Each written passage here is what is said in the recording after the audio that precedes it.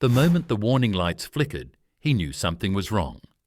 It was February 25th, 1944, just after noon, and the sky over central Germany looked calm in a way that made pilots uneasy. Second Lieutenant John "Jack" Morgan, barely 3 weeks into combat duty, was flying a brand new P-51 Mustang with the 357th Fighter Group, escorting B-17 bombers toward Regensburg. He was 22 years old, fresh from England, and this was only his 5th mission. No medals, no kills, no reputation, just speed, fuel, and instinct. Then his radio crackled with urgent calls he wasn't supposed to hear, German fighter control, bleeding through the static, and a phrase that would later show up in Allied intelligence reports. Abort, abort, he's too fast. Minutes earlier, Morgan had drifted slightly high and wide while checking his engine gauges. The Merlin engine felt strong, the air thin and cold at 26,000 feet. He didn't know yet that his small mistake had made him visible. Below him, near the cloud tops, 9 Focke-Wulf FW-190s from Jägerschwader 26 were climbing hard. They had been vectored toward a lone Mustang that looked separated, inexperienced, and easy. German pilots loved moments like this. A single escort fighter far from the bomber box meant a quick kill and an easy return home. That was the plan. It collapsed in less than 4 minutes.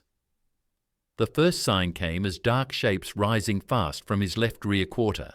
Morgan reacted late, then too fast, shoving the throttle forward and dropping the nose. The Mustang surged ahead like it had been kicked. The P-51 wasn't just another fighter. By early 1944, pilots were learning what the Germans feared most. It could dive faster, hold energy longer, and run farther than anything the Luftwaffe had left. Morgan didn't think about tactics or manuals. He thought about distance. He rolled, inverted, and dove. The German leader called the chase. They followed him down, engines screaming, propellers biting air. At first, they closed the gap. Morgan felt the pressure in his chest as the altimeter unwound. His airspeed needle climbed past 420 miles per hour. The Mustang vibrated, but stayed true. Tracers flashed past his canopy, close enough to hear. He held the dive longer than training said was safe. At 18,000 feet, he leveled out and pushed again. The Merlin responded. The FW-190s began to fall back. This was the moment German radio traffic turned frantic. The intercept had failed. Their closure rate was gone. One pilot reported compressibility. Another warned about fuel. The leader ordered them to break off. Allied monitoring stations later translated the transmission that stuck in memory. Abort, abort. He's too fast. For a rookie who had never fired his guns in combat, it was the most dangerous compliment he could receive. Morgan didn't know he was being chased by 9 aircraft. He only knew the sky behind him felt crowded. He stayed low, skimming broken cloud, heading west toward friendly lines. His fuel gauge dipped lower than he liked. The Mustang's range was legendary, but high-speed escape burned fuel fast. He eased the throttle just enough to stay ahead without killing the engine. Every few seconds, he checked behind him. One FW-190 tried again, diving steeply to regain speed. Morgan waited, then pulled up sharply, bleeding the German of energy. It worked. The fighter dropped away. By the time Morgan crossed the Rhine, his hands were shaking. The radio came alive again, this time in English. His flight leader had been calling him for nearly 10 minutes. Morgan answered with a simple acknowledgement and rejoined near the Dutch border. No cheers, no celebration, just quiet relief. Back at RAF Leiston in England, intelligence officers pulled him aside. They had questions. They showed him a transcript of German radio chatter intercepted during the mission. He read the words slowly, not fully understanding why everyone was staring at him. Abort. Abort. He's too fast. The story spread anyway, not as a legend, but as a lesson. The Mustang had changed the air war, and even rookies could survive if they trusted its strengths. For the Luftwaffe, it was another sign of something worse. If their experienced pilots were gone, fuel was short, and now even inexperienced Americans could outrun them. For Morgan, it was the day he stopped being new. He flew 17 more missions before his first aerial victory. He would always say that his most important fight was the one where he didn't fire a single shot. What happened over Germany that day wasn't about luck alone. It was timing, technology, and a young pilot learning fast in the most unforgiving classroom on earth. And somewhere in a German operations room, officers marked the engagement down as another failed intercept, another aircraft that got away. They never knew the name of the man in that Mustang. They only knew the speed.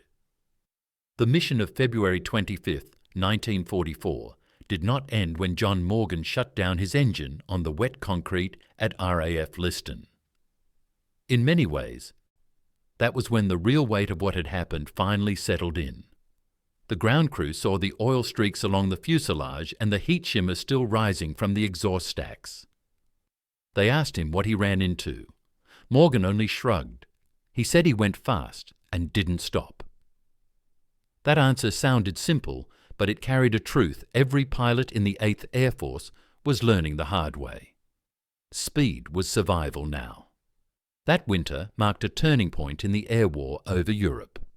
The US Army Air Forces had lost thousands of men in daylight bombing raids before the Mustang arrived in numbers.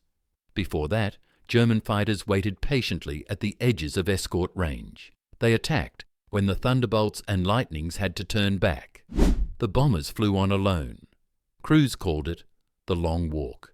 By early 1944, that gap was closing. The P-51 could stay with the bombers to the target and back, and more importantly, it could chase the enemy all the way home. German pilots knew it. They felt it in every engagement. Morgan's encounter with the 9 FW-190s was not unusual in shape, but it was brutal in meaning. Jagdgeschwader units were under constant pressure. Fuel allocations had been cut. Training hours were slashed.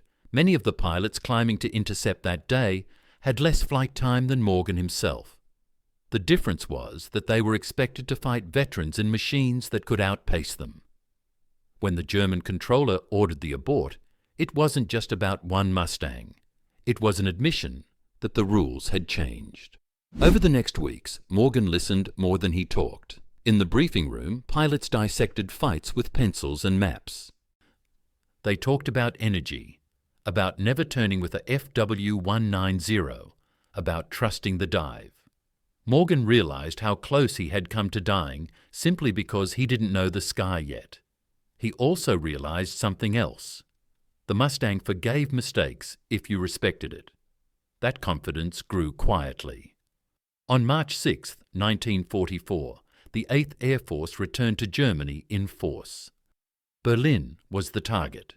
It was one of the largest daylight raids of the war so far. Morgan flew as a wingman again, this time staying glued to his leader. The Luftwaffe rose to meet them, just as it always did. The sky over the capital filled with contrails and flak bursts. This time, Morgan fired his guns. He didn't score a kill, but he didn't panic either. When a Messerschmitt crossed his nose, he tracked it smoothly, just like in training. When fuel ran low, and he turned for home without hesitation.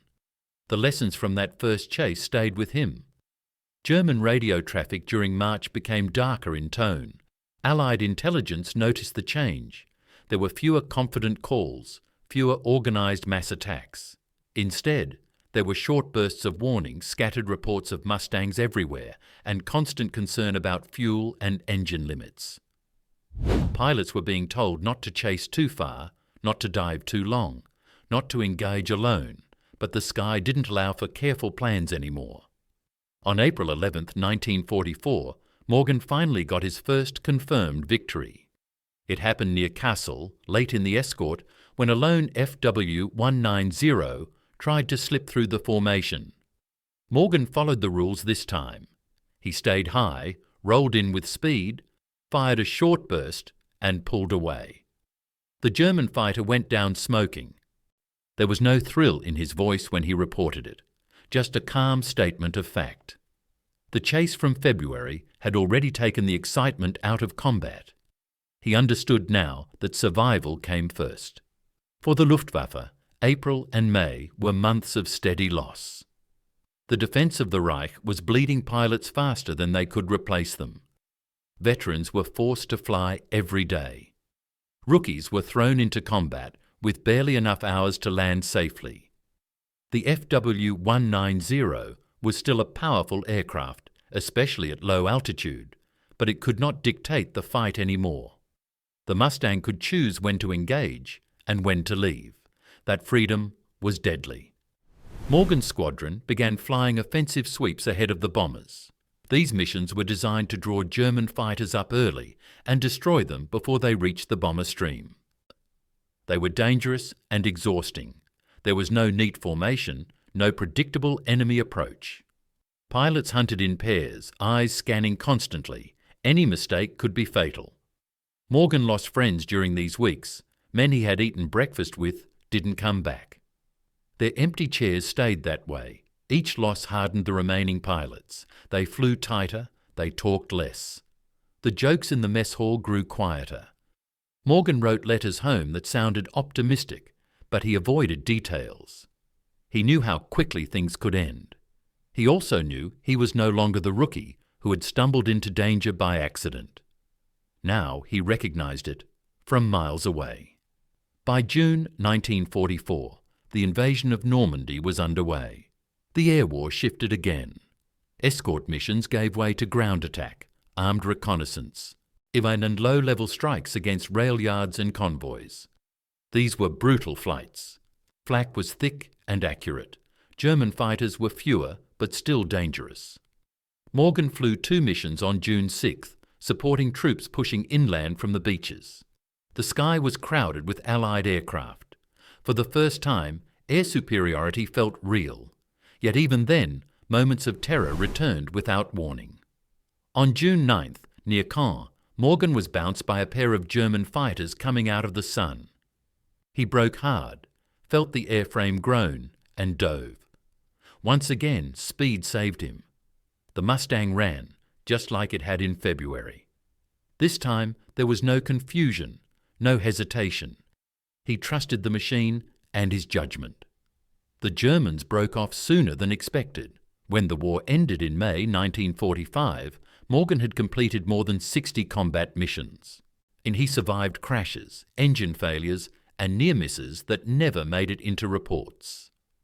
The February chase remained the story people asked him about most, not because it was his greatest victory, but because it captured something true about the air war's turning point. A young pilot still learning could survive against overwhelming odds because the balance had shifted. German post-war interviews confirmed what Allied intelligence had suspected. By early 1944, morale among fighter units was collapsing. Pilots spoke of Mustangs as shadows that followed them everywhere. They complained about orders to engage despite impossible odds. One former FW-190 pilot described chasing a Mustang and watching it simply pull away, no matter what he did. He said that was the moment he realized the war was lost in the air, and Morgan never claimed hero status. After the war, he returned to civilian life quietly. He flew occasionally, but nothing compared to those days over Europe. When asked about that first escape, he said the same thing every time. He said he made mistakes, and the airplane saved him.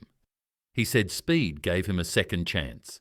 And he said the radio call he never heard meant more to the enemy than it did to him. Abort, abort. He's too fast was not a shout of fear. It was a statement of fact. In the cold skies of 1944, facts decided who lived and who didn't. The P-51 Mustang changed those facts, one chase at a time. And for one young rookie pilot, it turned a near-fatal error into the beginning of survival. The sky that day over Germany looked calm. It always did. That was the last lie before everything tried to kill you. If you want more content like this, subscribe now and comment below.